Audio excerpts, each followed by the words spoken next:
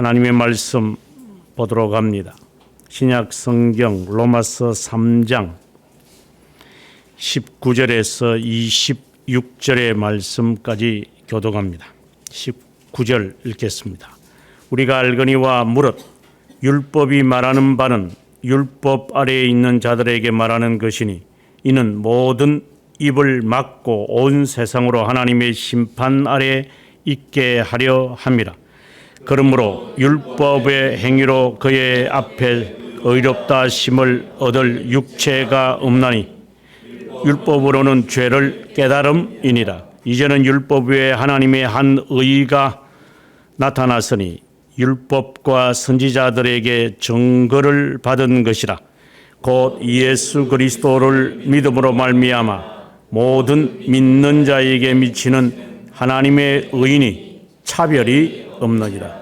모든 사람이 죄를 범하였으며 하나님의 영광에 이르지 못하느니 그리스도 예수 안에 있는 속량으로 말미암아 하나님의 은혜로 값없이 어렵다 하심을 얻은 자 되었느니라. 이 예수를 하나님이 그의 피로써 믿음으로 말미암는 화목 제물로 세우셨으니 이는 하나님께서 길이 참으시는 중에 전에 지은 죄를 간과하심으로 자기의 의로우심을 나타내려 하심이니 곧 이때라.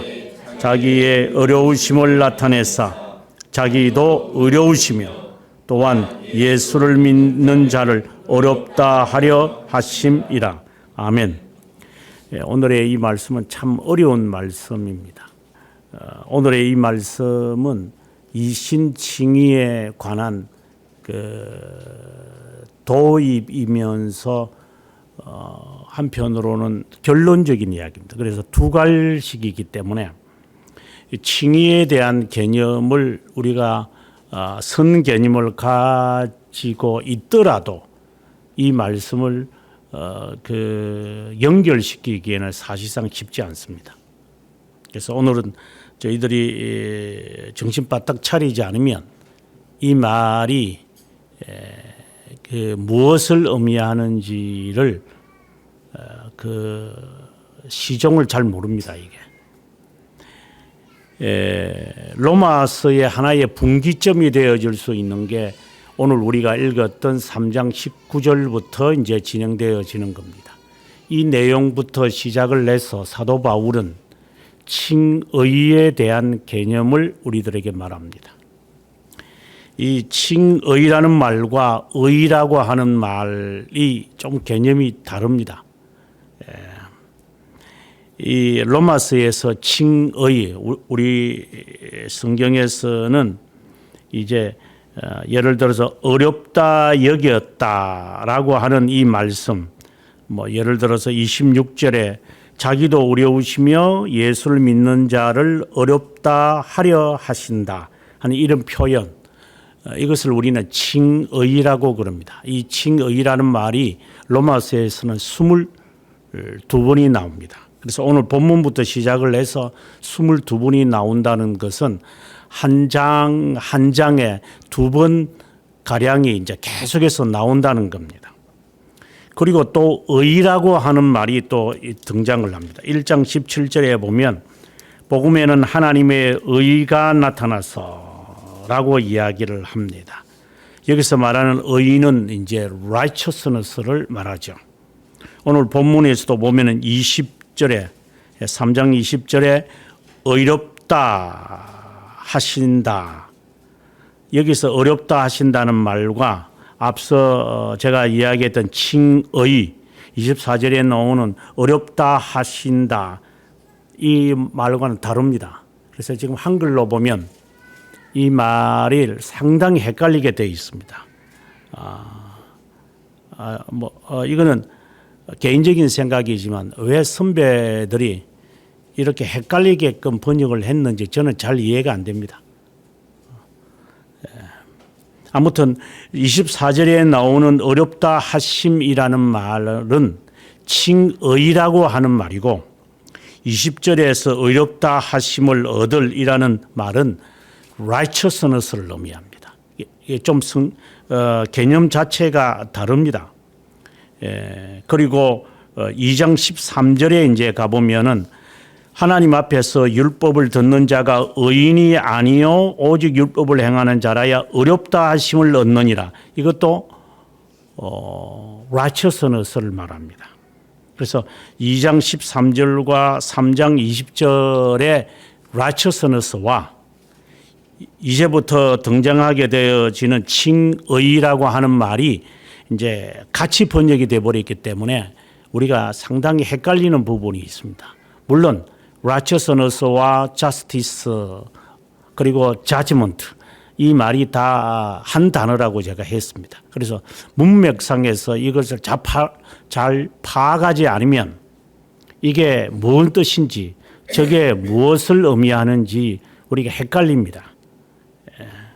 그래서 지금 righteousness라고 하는 말과 그리고 justification 칭의라고 하는 이 말이 이제 사도 바울이 비로소 사용하면서 이제 righteousness는 1장 17절에 나와 있고 이것을 이제 도입을 하면서 칭의와 관련을 짓고 그리고 4장에 가서는 죄들의 용서와 관련을 짓게 되어지는데 그것이 오늘 우리가 읽었던 25절에 지은 죄를 간과하심으로 자신의 의로우심을 여기서도 자신의 칭의를 칭의라는 말이 조금 어울리지 않는데 아무튼 그 justification을 이제 나타낸다 이렇게 되어 있습니다. 칭의라고 하는 말이 이제 4장에 가서 이제 비로소 죄를 간과하셨다. 이제 이렇게 말하면서 죄들의 용서와 칭의를 하나의 뜻을 이제 밝히게 되지만 그 전에 25절에 이제 그는 이제 이 이야기를 전개하게 되어집니다. 사실 오늘의 이 말씀을 이해하려면 하이델베르그 육신문을 우리가 이해해야 됩니다.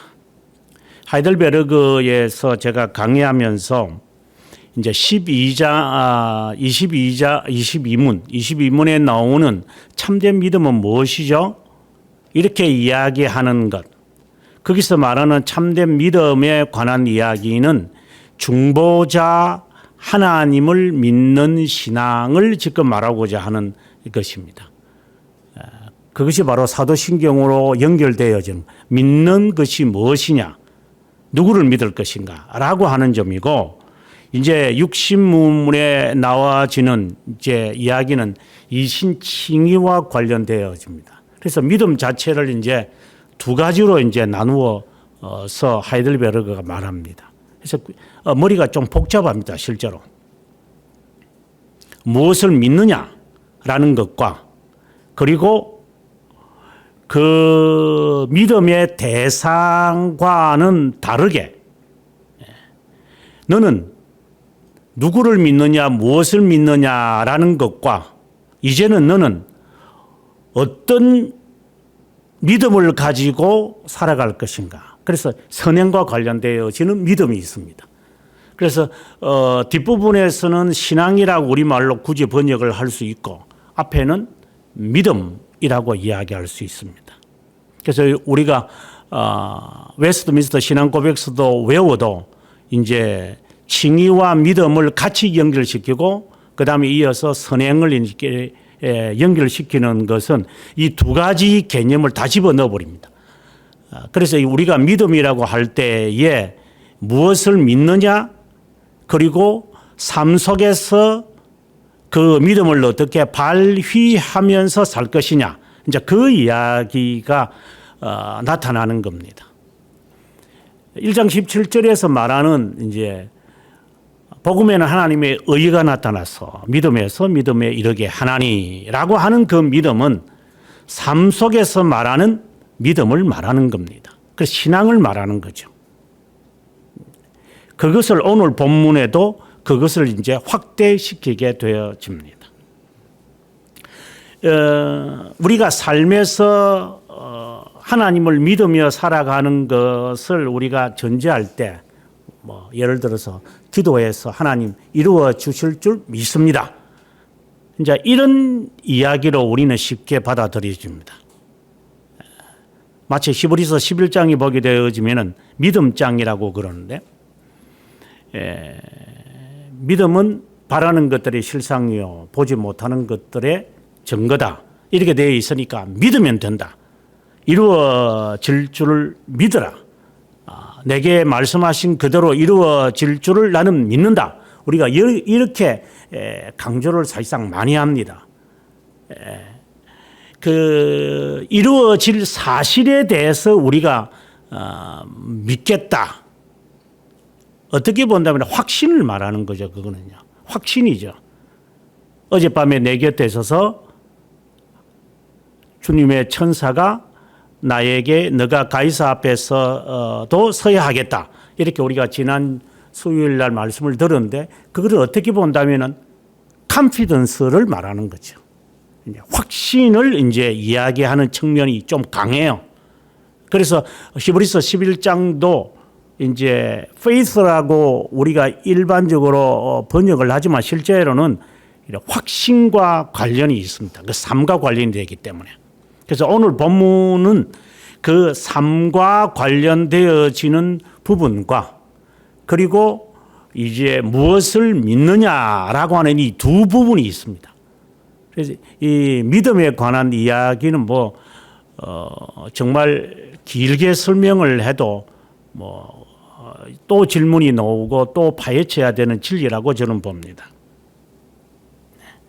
아무튼 우리가 오늘은 칭의와 관련을 이제 갖게 되어지는데 이것은 단순히 믿는다라는 것하고는 다릅니다.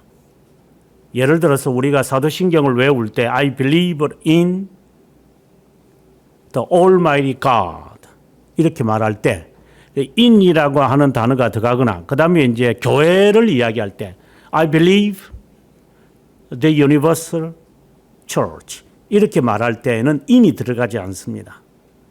그럼 그 차이는 뭐냐면은 in이 들어가게 되어지면은 존재를 믿는 겁니다.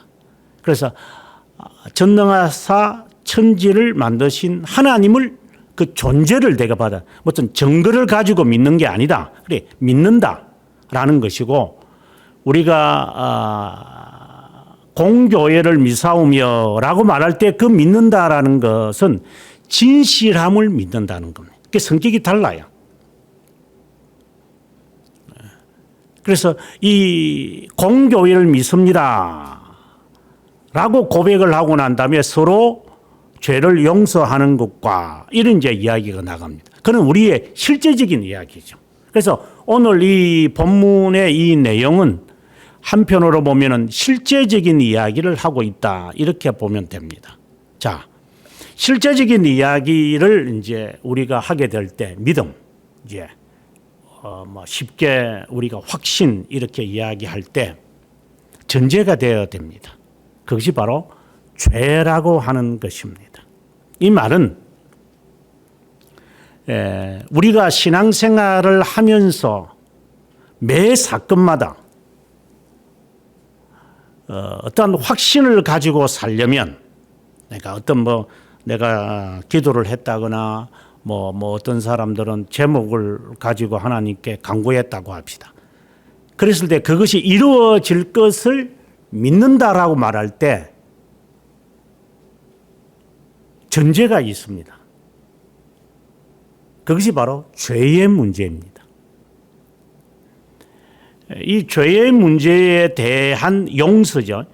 용서에 대한 확신이 있어야 이제 하나님이 나를 죄인이라 라는 것을 간구하셨다. 이제 이러한 확신이 있어야 그 다음에 삶 속에 이루어진다는 확신이 생깁니다. 이제 그것을 모르고 그냥 이렇게 외치기만 하면 하나님이 내 기도 들었고 그러면 이제 하나님 접수하셨죠. 자, 그러면 저는 그렇게 이루어질 것을 압니다 하고 그만둬 버리면 우리가 일반적으로 그렇게 하니까 그만둬 버리면 별 의미가 없습니다. 여러분의 경험 속에 그렇게 해서 기도 뭐 우리가 말하는 기도의 내용을 응답받은 적이 거의 없을 겁니다. 있어봤자 한 몇 %도 안 될 겁니다. 그 말은 기도가 절차와 내용이 잘못됐다 이 말입니다. 그래서 수정을 해야 됩니다. 하나님이 나와 함께 하심을 나는 믿습니다 라고 할 때의 전제는 죄의 문제에 대한 확신이 있어야, 어슈런스를 말하는 여기서는 어슈런스가 있어야 하나님이 나와 함께 한다는 컨피던스가 나타나는 겁니다. 그런데 죄 용서에 대한 어슈런스가 없으면서 나는 믿습니다 라고 우리가 일반적으로 그렇게 해버리기 때문에 목탁을 두드리는 사람하고 다를 바가 없습니다. 우리가 기도할 때 흔히가 아니고 거의 다가 실수를 하는 게 뭐냐면 내가 하나님 앞에 내 필요한 것을 요구하면 너희가 지금까지 내 이름으로 기도하지 않았으나 내 이름으로 구하라 그러면 내가 시행하리라. 이 말씀에 요한복음 15장 7절에 있는 말씀을 통해 가지고 확신을 갖고 하거든요. 너희가 내 이름으로 구하지 아니했지만 이제 내 이름으로 구해라. 그러나 그 전의 말씀을 잘 읽어야 됩니다. 그게 칭입니다. 내가 너희 안에 있고 너희가 내 안에 있으면 너희가 많은 열매를 맺노니 하나님 안에 내가 있고 내가 내 안에 하나님이 있다는 것도 없으면서 내 이름으로 구해라. 그러면 내가 다 시행하리라. 이 말도 안 되는 이야기입니다. 그 칭의에 대한 개념이거든. 그는 내주하심을 말하는 것이고 주님께 접붙임이 되었다는 것을 말합니다. 그러면 칭의에 대한 이야기를 나오면 오늘 본문으로 돌아가서 죄와 어떻게 연관을 짓는지를 파악해야 되고 죄의 문제에 대해서 내가 해결되어졌는지를 확신이 있어야 칭의고 칭의에 대한 확신이 자연스럽게 있으니까 하나님이 내 안에 계시는구나. 내가 하나님의 소유물이구나. 그러면 하나님의 뜻을 따라 나는 살 것인 시기에 하나님이 이것을 행하실 것이다. 하나님의 이름으로 행하시는 거거든요. 나를 위해서 하나님이 행하신다라고 우리가 흔히 말하지만 그거는 지가 색깔을 끼고 보는 거고 별 의미도 없는 거고 하나님은 하나님을 위해서 하십니다. 여기서 말하는 것은 굉장히 독단적이라고 우리가 말하지만 참 우스운 이야기지요. 하나님과 나하고 이제 동급으로 취급하겠다. 이런 제 이야기. 언젠가 그런 말도 한번 했지만 제가 중세교회사를 학생들에게 처음 가르치니까 어떤 애가 이제 그 애가 이제 우리 교회를 이제 그때 도전을 막 엄청나게 받아가지고 이제 저희 교회에 온 적이 있어요. 한 10년 정도 전이죠. 중세교회사 시간에 벌떡 일어서고 키도 큽니다. 질문을 해요. 그래서 내가 질문을 듣고 난 다음에 그래 너가 하는 질문에 대한 대답을 내가 할 수 있는데 너는 그 질문에 대한 내용을 잘 모를 거다고 이야기를 했습니다. 그러니까 이 애가 조금 기분이 안 좋았던가 봐요. 그러면 그 답을 하기 위해서 내가 질문을 해보마 하고 질문을 하니까 그래서 너는 모르는 질문을 하고 있는 거다. 그냥 앉아라. 좀 창피를 준 적이 있었습니다. 뭔 말이냐면 모르면서 우리는 이렇게 덤벼들 때가 있습니다. 하나님과 나를 이렇게 동급으로 취급하는데 하나님을 위해서 하나님이 하신다. 그건 이직이잖아. 정말 이거 황당한 이야기입니다. 하나님과 나를 같이 취급하겠다고. 오후에도 그런 말을 했지만 태양과 우리의 거리가 1억 5천만 킬로미터입니다. 1억 5천만 킬로미터를 떨어져 있는데 손톱만하게 보인다고 해서 태양을 우습게 보는 것이나 다를 바가 없을 것이다. 그래서 하나님을 위해서 하나님이 하신다 이렇게 말하니까 여러분들이 하나님 나를 위해서 우리가 하나님을 위해서 있는 겁니까? 하나님이 나를 위해서 있는 겁니까? 좀 주제 파악이 좀 되면 좋겠습니다. 우리가 하나님의 영광을 위해서 사는 겁니까? 하나님이 나의 영광을 위해서 사는 겁니까? 그런데 이것이 전제되려니까 죄의 문제가 해결이 되어야 돼요. 그것이 아닌 상태에서 기도를 하다 보니까 일방적으로 그냥 다 토해놓고 그냥 가는 거죠. 그 뒤처리는 누가 해요? 미화원이 와가지고 집게를 가지고 다 청소해 줘야 됩니다. 그러니까 뒤처리를 못하는 사람들, 하나님께 간구해 놓고 그 간구의 의미가 무엇인지, 그것을 이루실 것이라는 사실을 확신을 하는지, 이것에 대한 전혀 개념도 없이, 그래서 오늘 새벽에 설교하면서 그랬죠. 기도할 때 잠자지 마라. 개혁교회가 기도할 때 소리 안 낸다고 하니까 앉아가지고 꼬박꼬박 잠자다가 가고 있어요. 앉아가지고. 그럼 또 그러지 또. 그래도 노는 게 좋잖아요. 그러면 안 올래요. 또 이라고. 버리장머리가 진짜 더티한 사람들. 바로 하라는데 이는 극과 극으로 가는 인간들. 기도할 때 자기 목소리를 자기만 들을 수 있는 목소리, 이게 묵상이잖아요. 그래서 우리가 묵상에 대해서 지금 근 한 10년째 지금 이것을 공부하고 있잖아요. 그럼 그렇게 해야지. 잠자는 시간에 그냥 기도하라면. 다 같이 일어서서 우리가 다 함께 기도하겠습니다. 이러면 또 천척하면 멍청하게 있어요. 또 제가 모르고 여러분들에게 기도하라고 했겠어요. 그 심정을 제가 헤아리지 못하기 때문에 그냥 제가 묵인하고 묵고하고 그냥 제가 갈 것 같아요. 그러니 앞서 중세교회에서 질문하는 애한테 제가 창표 준 것도 마찬가지죠. 하나님께 기도할 때에 무엇이든지 내 이름으로 기도하면 내가 응답하리라 라는 말씀은 전제가 칭이고, 그는 접붙임을 말하는 거니까 죄의 문제에 대한 해결이 되고 났을 때 그 기도로 가는 겁니다. 그래서 기독교 강력 3권 11장부터 칭의를 말하고 난 다음에, 그리고 선행에 관한 이야기를 하면서 우리의 선행이 헛된 공로가 아니냐? 우리가 행하는 그 선행의 근거가 어디 있느냐? 하나님이 우리들에게 보상을 하시겠느냐? 그리고 난 다음에 기도에 대한 19장의 내용이 나오는 이 순서를 잊어버리면, 여러분도 여러분에게 외우라니까 뭐 이런 것까지 교회 와서 외우나 성경이나 외우지. 또 성경도 또 보지도 않으면서도 그따위 소리를 해요. 또 성경 읽는 사람들은 그따위 소리도 안 하지. 성경을 안 읽는 자들이 그런 이제 불평을 이제 이렇게 달고 사니까, 목걸이처럼.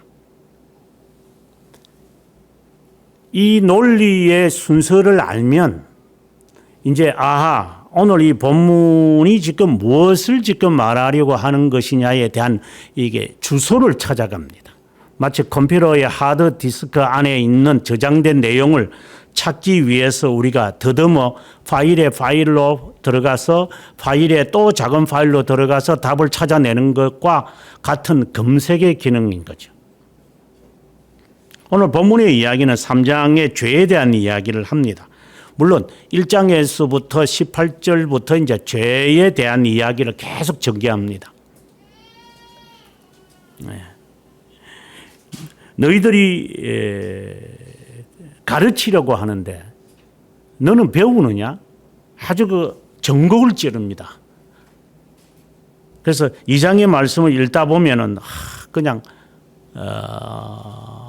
제가 신학생 시절에, 그때 전도사 시절에 나는 이 성경도 잘 모르는데 성경 전체를 알지 못하니까 66권 전체를 다 알고 하지 않거든요. 전도사 시절은 그냥 교수들이 하는 말 그냥 조금 기독량 하나 했다가 그거 그대로 옮겨내는 이제 그런 수준이기에 굉장히 제게는 부담스러웠던 부분 가운데 하나입니다. 그러면서 율법에 관한 이야기를 계속해서 우리에게 말합니다. 그리고 20절에 이르러서 율법으로는 죄를 깨닫는 것이다. 죄를 깨닫는 것이다. 율법으로 하나님 앞에 어렵다고 여겨질 자는 한 명도 없다. 이 이야기를 먼저 전제를 해요. 이제 칭의의 이야기를 들어가기 전에 지금 하는 이야기예요. 이것을 우리가 먼저 인정을 해야 돼요. 쉽게 말한다면 너가 누구를 판단하는데 너 판단으로 너도 받을 거야. 판단하지 마. 그 마음을 가지고 기도하셔야 돼요.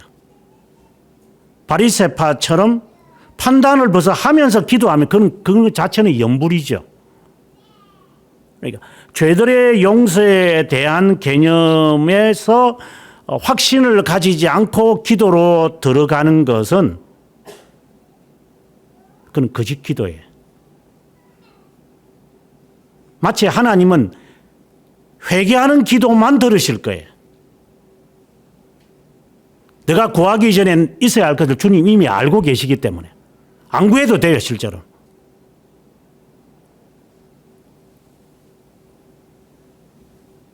이것은 극단적인 이야기예요. 주님이 원하시는 것은 내가 원하는 것을 듣고 싶어 하지 모르시는 것이 아니기 때문에 주님이 원하시는 것은 상한 심령이에요. 꺼져가는 등불이고 하나님 앞에 이거 들어달라 저거 들어달라 어머니가 어떻고 아들이 어떻고 자녀가 어떻고 친척이 어떻고 사업이 어떻고 그거 백날 천날 한번 해봐. 하나님이 듣고 싶어 하시는 것인지 하나님이 저 합격하게 해주세요. 저 진로가 정해졌으니까 잘 되게 해주세요. 다 그런 기도예요. 물론 기도의 요소에 감사와 간구가 있지만 거기서 말하는 간구라는 것은 회개를 전제했을 때 하는 이야기예요. 근데 이 죄에 대해서 알아야 되니까. 죄를 지적하면은 듣기 싫어하니까.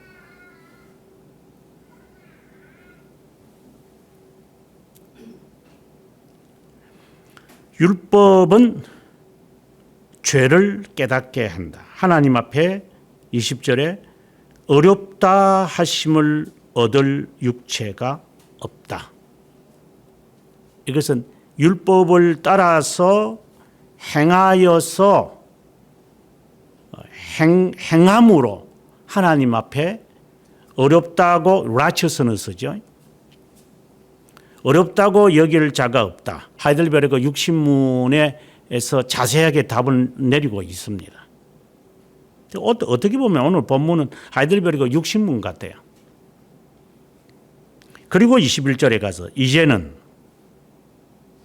그리고 26절에 가서 이때에 라는 이 시점을 이야기합니다.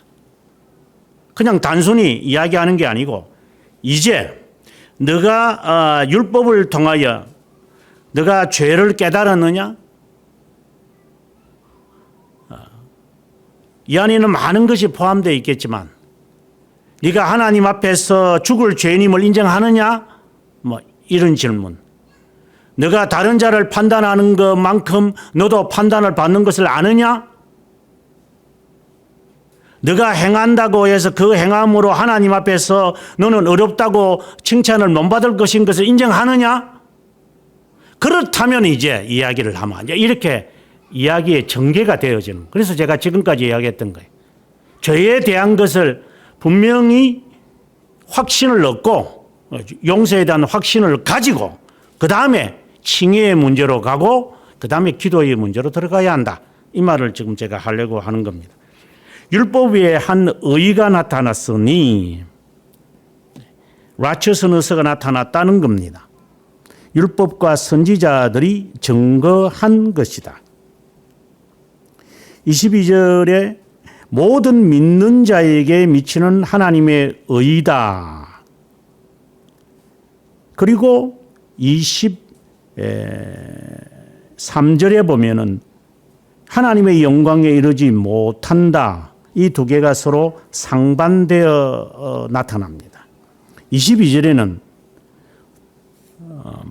믿는 모든 자는 하나님 앞에서 어렵다고 될 것이다. 이렇게 말합니다. 그런데 23절에서는 모든 사람이 죄를 범했기에 하나님의 의에 이르지 못하니, 의에 이르지 못한다는 말과 영광에 이르지 못한다는 말은 같은 의미를 갖고 있으니까. 그럼 서로 다릅니다. 22절은 믿는 모든 자, 23절은 인류를 말하는 겁니다.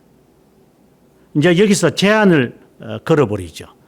그리스도를 믿는 자만 이렇게 말할 수 있으니까. 요한복음 3장 16절이 그거잖아요. 하나님이 세상을 사랑하사, 마치 오늘의 23절을 말하고, 독생자 예수를 믿는 자마다, 그래서 22절을 말하는 거죠. 이거는 하나 제한입니다. 세상을 사랑하사 모든 사람, 하지만 믿는 자만이 영생을 얻었습니다. 이렇게 제한을 걸어버립니다. 그 믿는 사람이 어떤 자냐? 22절에 예수 그리스도를 믿는 자입니다. 그 예수 그리스도가 어떤 분인데? 하고 또 설명을 합니다. 그리스도 예수 안에 있는 속죄로 말미암아, 속량이 아니고 속죄라는 말로 번역이 되어야 됩니다. 속죄로 말미암아 하나님의 은혜로 값없이 어려웠다 하심을 받은 자가 바로 22절에 있는 모든 믿는 자를 말합니다. 그리스도의 구속 사역을 알아야 합니다. 그래서 지금 믿는 자는 어렵다 하심을 받는 자입니다. 그 자는 그리스도가 행하신 구속 사역을 아는 자입니다. 이렇게 말합니다. 이 예수를 하나님이 그의 피로서 믿음으로 말미암는 화목제물로 세우셨으니 그리스도의 구속 사역을 피와 화목제물이라고 말합니다.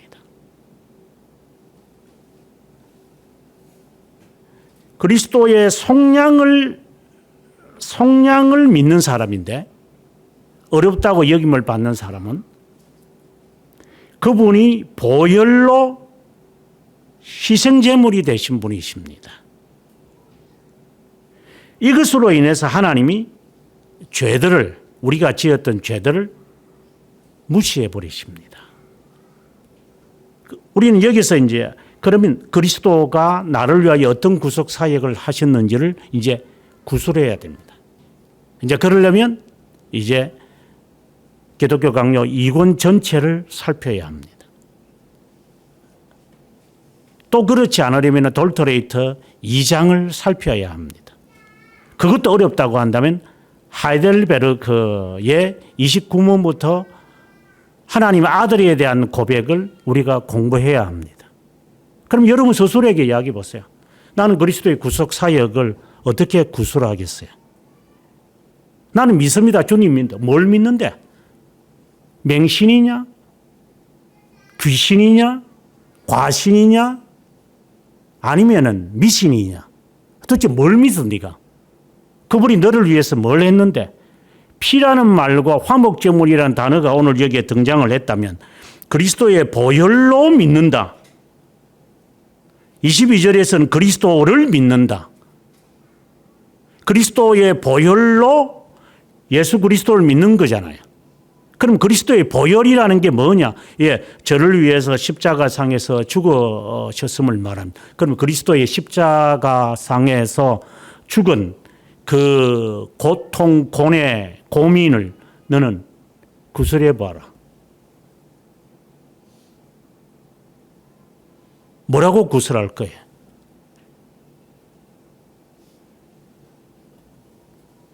그리고 화목제물이라는 말이 또 왜 나왔느냐?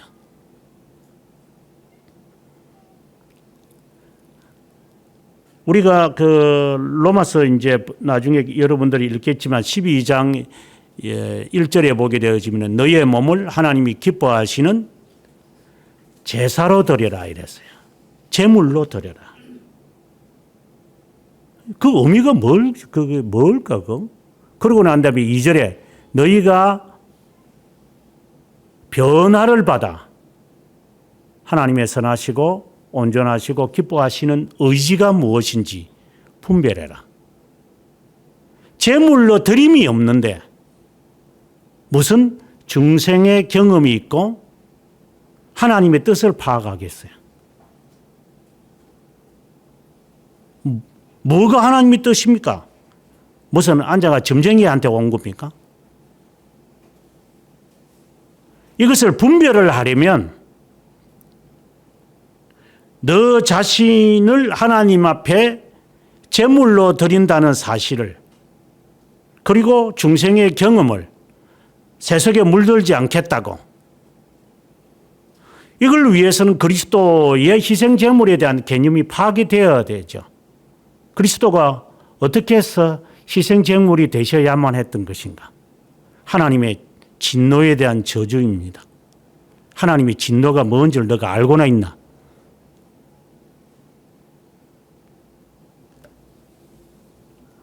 저는 하나님께 하나님을 화내게 한 거 별로 없는 것 같아요.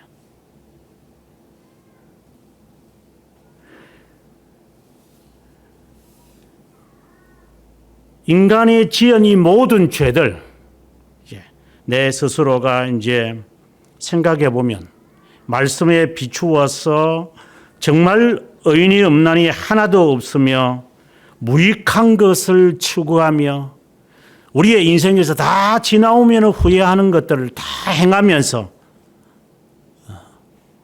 그러면서 자긍하고 그때는 그래서 그런 거고 이때는 이래서 이런 거고 저 때는 저래서 그런 거고 다 이유를 내세우면서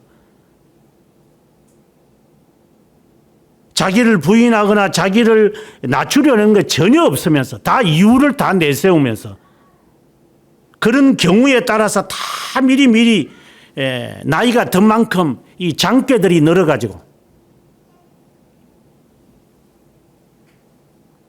기가 차서 말을 안 하는 것이 몰라서 말 안 하겠어요?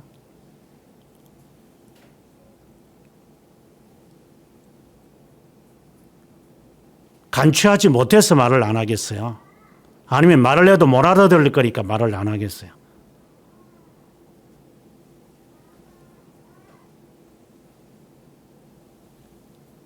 아무튼 이 많은 그 지은 이 죄들 그것을 어떻게 내가 이것을 해결해야 하는지 이 무거운 짐 이게 하나님은 너무 어깨가 아파서 도저히 못 살겠습니다. 그런데 여기서 벗어나는 길이 없습니다. 하나님 저는 어떻게 해야 됩니까? 이것이 기도할 때마다 매일과 같이 하나님 앞에 항상 무엇이든지 어느 때든지 그렇지 않는 자가 하나님 앞에서 어렵다 여김을 받는 것은 사기거든. 그런데 그렇게 되겠어요? 율법을 통해 죄를 깨닫는데 하나님의 이 말씀 전체가 내 마음속에 담겨 있지 않는데 어떻게 죄를 깨달아요? 주식하는 놈들은 이걸 보면서 그 주식 그거 하는 그런 데는 또 관심이 있지. 연속극 보는 놈들은 그거 1시간 보는데 그것도 관심이 있지. 그거는 50분이든 1시간 50분이든 간에 다 봐.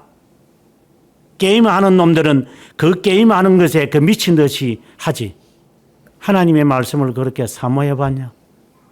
눕는 자리에서 스마트폰을 끄집어내서 하나님의 말씀을 이렇게 등을 위에서도 보고 옆에서도 보고 어깨가 아플 정도로 그걸 사모하면서 해본 적은 있었냐? 그거는 죄가 아니냐?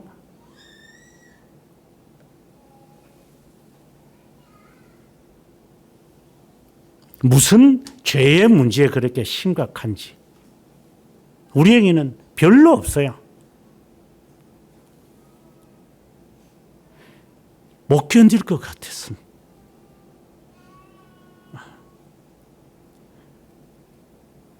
지난번 기도하면서 해결했다고 생각을 하는데 하나님 다시 말씀을 읽다 보면 또 죄가 드러나서 수치스럽고 미안하고 죄송하고 부끄러워서 그 마음이 우리에게는 없기에 하나님 안에 내가 있고 내가 하나님 안에 있다는 이 확신은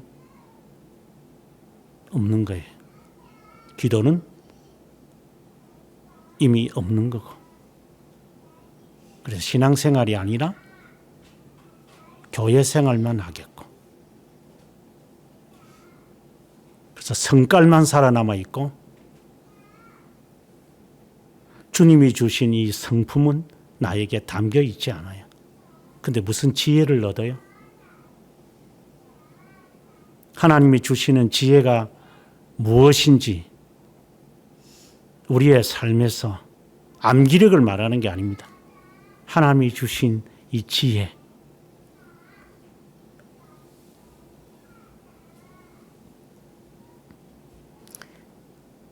예수 그리스도가 나를 위하여 화목제물이 되셨습니다.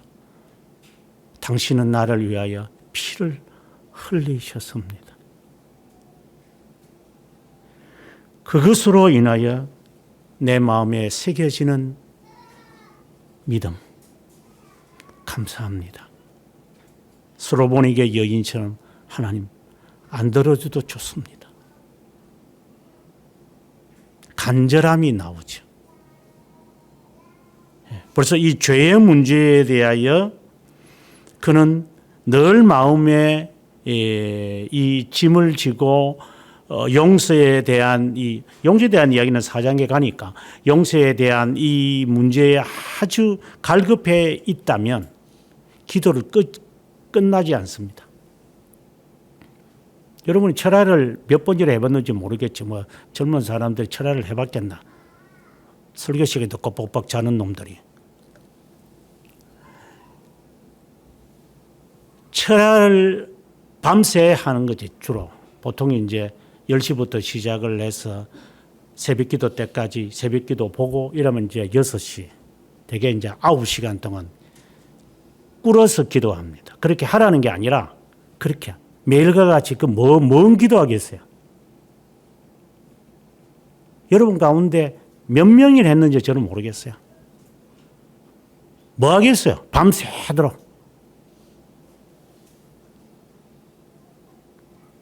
5분도 못하고 꼬박꼬박 코 고는데 뭔 기도를 하겠어요? 그 말은 다른 말로 바꿀게. 너 죄가 얼마나 심하고 깊고 많고 수처럼 시꺼멓게 돼가지고 타올로 때밀이로 밀어도 없어지질 않아. 노숙자의 발보다 더 구두살이 많은 것들이. 그러면서 로션은 발라.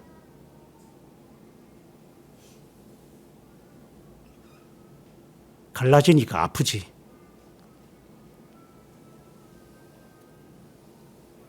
죄에 대한 무거운 짐을 가진 자들은 이 문제를 해결하기 위한 아주 간절함이 사무칩니다. 거기에서부터 이제 삶에 해야 될 지침들이 나오기 시작합니다. 하나님, 어떻게 하면 좋죠? 이렇게 해도 괜찮은가요? 하나님, 제가 이것을 끝까지 할 수 있을까요? 저는 잘 몰라요. 이러한 것이 자연스럽게 이게 겸손으로 이렇게 형성돼, 겸손하려고 하는 게 아니라 그냥 그러한 것이 겸손의 자태를 갖게 되어져요. 그냥 자연스럽게. 뭐 의식적으로 뭐 팔 올려가지고 안녕하세요 이렇게 해서 하는 겸손이 아니라 그냥 그런 삶 자체가 그저 그 사람을 겸손하게 만들어요. 또 사람들이 바라보면은 저 사람은 온유한 사람이야. 이렇게 자연스럽게 인식이 될 정도예요.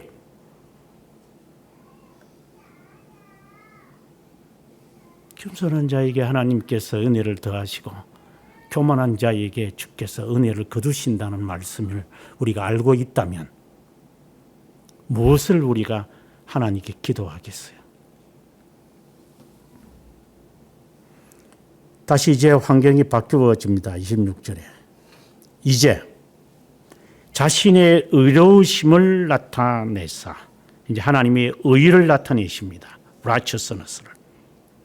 자신도 의로우시고 그리고 예수를 믿는 자를 칭의하게 하신다. 이게 다 칭의입니다.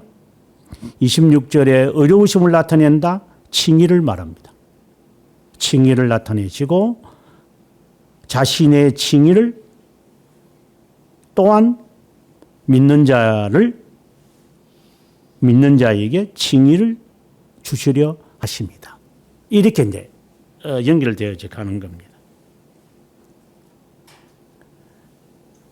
죄의 문제에서 그리스도의 보혈과 그리고 그리스도의 희생 제물을 확신하는 사람, 나 죄 때문에 그분이 죽으셨다를 확신하는 사람들은 칭의에 대한 것을 깨닫게 됩니다.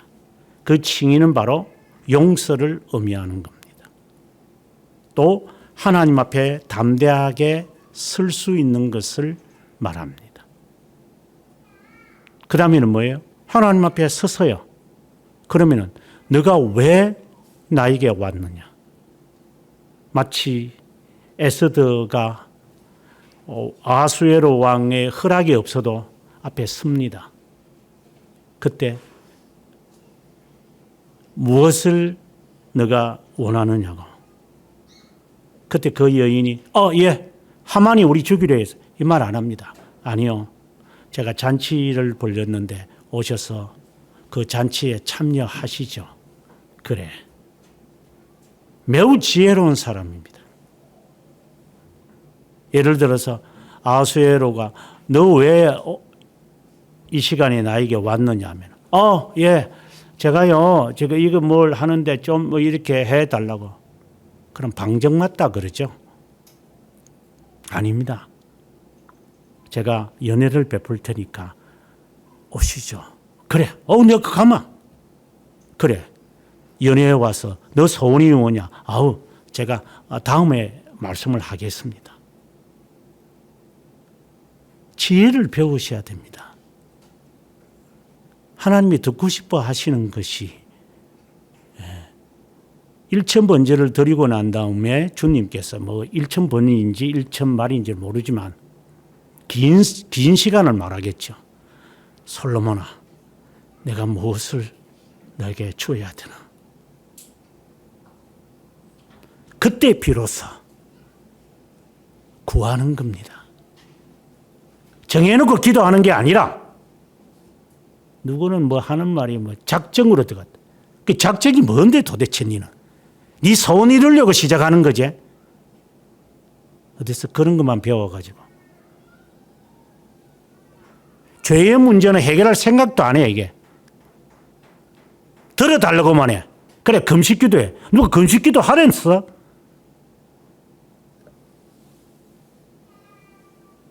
어디 못된 것만 배워와가 어디서 쓰레기통에서 냄새 나는 것만.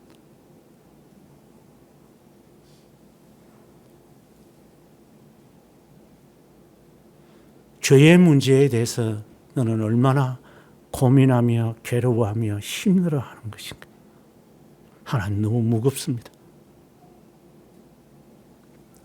이 문제를 하나님 저는 해결하려고 왔습니다. 그래. 아마 그런 가운데서 여러분이 뭐 철학기도 뭐 이런 이야기를 앞서도 했지만 어느 순간에 마음에 떠오를 거예요. 하나님, 제 소원이 있습니다. 이제 자신의 이야기죠. 하나님, 이 소원 하나님의 뜻이 아니면 안 이루어져도 좋지만 하나님 그냥 한번 아뢰봅니다. 그때 그 마음속에 어떤 마음이 들 것 같아요? 하나님, 너무 과분합니다. 내가 너를 위하여 준비한 거다. 하나님, 과분합니다. 너는 받을 만한 자격이 있다. 그러한 교통 속에서 밤새 기도하는 겁니다. 그게 기도입니다. 그게 경건한 묵상이고, 급할 때는 뭐 짧게 기도하겠지만 평상시의 말씀을 통해 하나님, 부끄럽고 죄송하고 내 자신이 분하고 못나서 저도 제 자신이 싫습니다. 하나님, 저에게는 그 소원 외에는 없습니다. 죄 문제 해결하신 것만으로도 감사한데 다른 것은 구할 엄두도 안 납니다. 이것이 조건이 되어가지고 하나님께서 내가 내게 무엇을 줄까 이렇게 되는 것은 아니고, 자기가 가상적으로 만들어내는 것도 아니고, 네가 제목 갖고 와가지고 안 들어줄래 하나님, 이런 석고대죄하는 그 뭐 흉내 내는 것도 아니고, 하다가 지쳐가지고 뭐 그만두지만 일반적으로는. 오늘 새벽에 서원에 관한 설교를 했지만 서원이 무엇을 의미하는지도 모르면서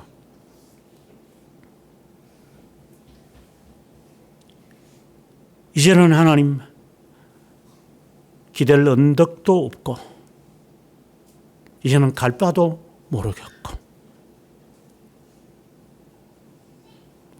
마치 막다른 골목과 언덕에 서 있는 것과 같습니다. 하나님, 제게는 이 문제가 심각합니다. 그때 마치 세미한 음성처럼 내 심정에 울려집니다. 주님, 감사합니다. 너무나도 과분한 하나님의 계획을 깨닫게 하시니 이러한 이 교제, 이게 거룩함을 말하는 건데 이 거룩함이 있을 때 지상에서도 영광의 교제가 있다, 이렇게 말하는 거예요.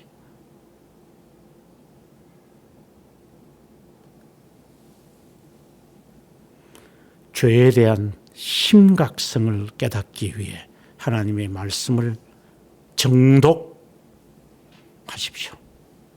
사랑하십시오. 먼저. 직장이 없이 갈 데가 없다면 이번 기회에 성경을 일독할 것이라는 각오를 가지고, 뭐 일독이 아니고 뭐 팔독도 할 수 있는 거지만, 제 자신이 지금도 마음이 안타까워하는 것이, 돌이켜보면 이제 다 우매한 짓이었다는 생각을 합니다만, 제가 영국에 가서 미국에 가서 공부할 때 저희 모친이 이제 그 성경을 읽으면서 편지를 보내요. 그때는 이메일 같은 게 없기 때문에, 또 뭐 할머니가 그걸 알 수도 없고, 그래서 그 습도아지 같은데 어머님이 정자로 이렇게 한자와 섞어서 이렇게 정자로 아주 정성으로 써서 편지를 영국으로도 보내고, 제가 미국으로 갔을 때 그거 보냈어요. 근데 이사를 여러 번 다니다가 그게 어디 갔는지 모르겠다. 다 모아놨던 것 같은데, 지금에 와서 생각해 보면 그게 금과 은보다 더 중요한 것이었는데 그게 어디 있을까? 그게 어디 있을까? 이제 그게 저에게는 하나의 죄예요. 이 미련한 놈아. 너도 급급해서 그냥 살아야 되고 먹어야 되고 입어야 되고 자야 되고 해야 되니 정신이 없이 그게 중요한 것인 줄 모르고 지내고, 그리고 너는 석사고 박사다 보니까 그런 거 그냥 한번 대충 읽고 아는 척하고 지냈겠지.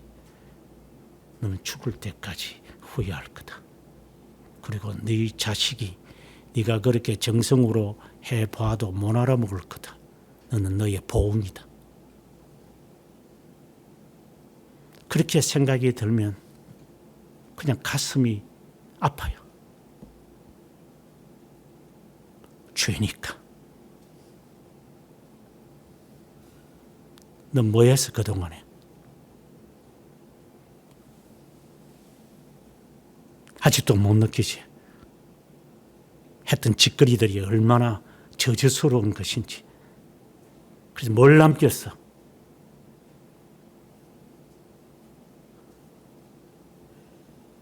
죄라고 하니까 거창한 걸 말하는 거 아닙니다. 삶 속에서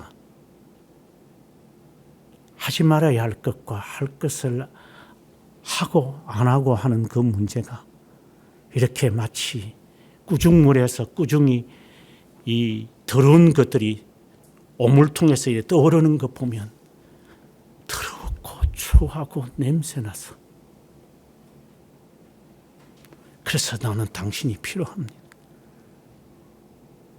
그 마음이 나에게서 떠나지 않기를 하나님, 주님은 그 기도를 원하시는 겁니다. 그때 너는 죄 용서를 받았다는 이 칭의가 내 마음에 그렇게 사무칩니다. 그래서 나는 복음을 부끄러워하지 아니하노니 복음에는 하나님의 의가 나타나서 믿음에서 믿음에 이르게 하느니라. 이 진정한 말씀이 여러분의 삶에, 가슴에 사무쳐 있기를 바랍니다. 아브라함과 이삭과 야곱과 엘리야의 하나님 아버지, 죽기를 청하여 낙심한 가운데 있을 때 40주 40야를 걷게 하셔서 세미한 음성으로 들려주셨던 주님,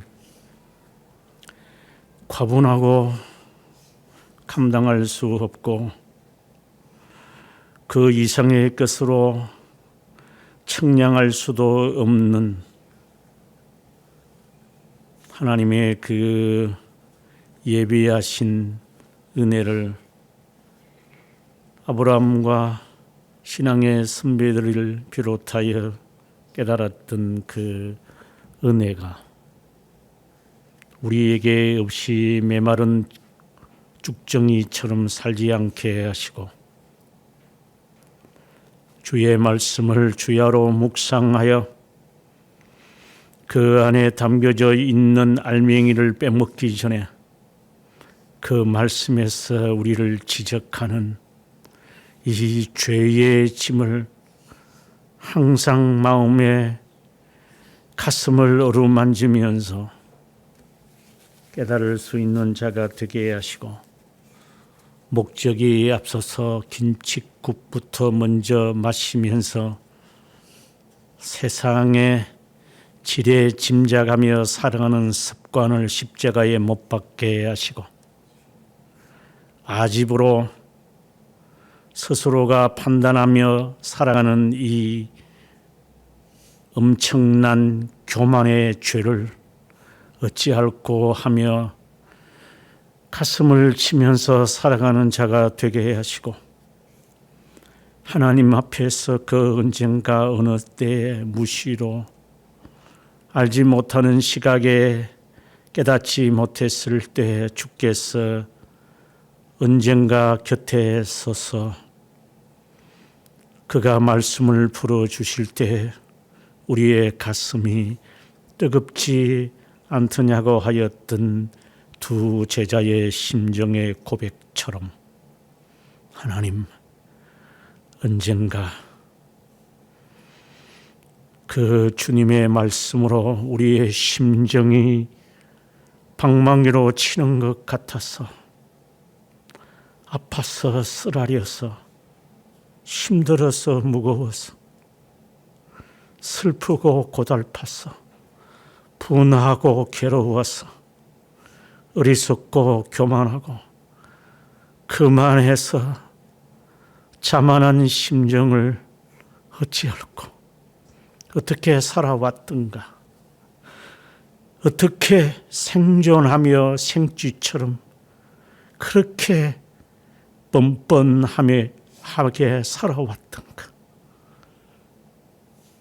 십자가에 못 박으며 살아가는 우리의 일상의 삶이 되기를 주님 앞에 간구하옵고 우리의 각자를 위하여 십자가상에서 보혈을 흘리시며 우리의 자신을 위하여 희생 제물이 되시며 어렵다 칭하신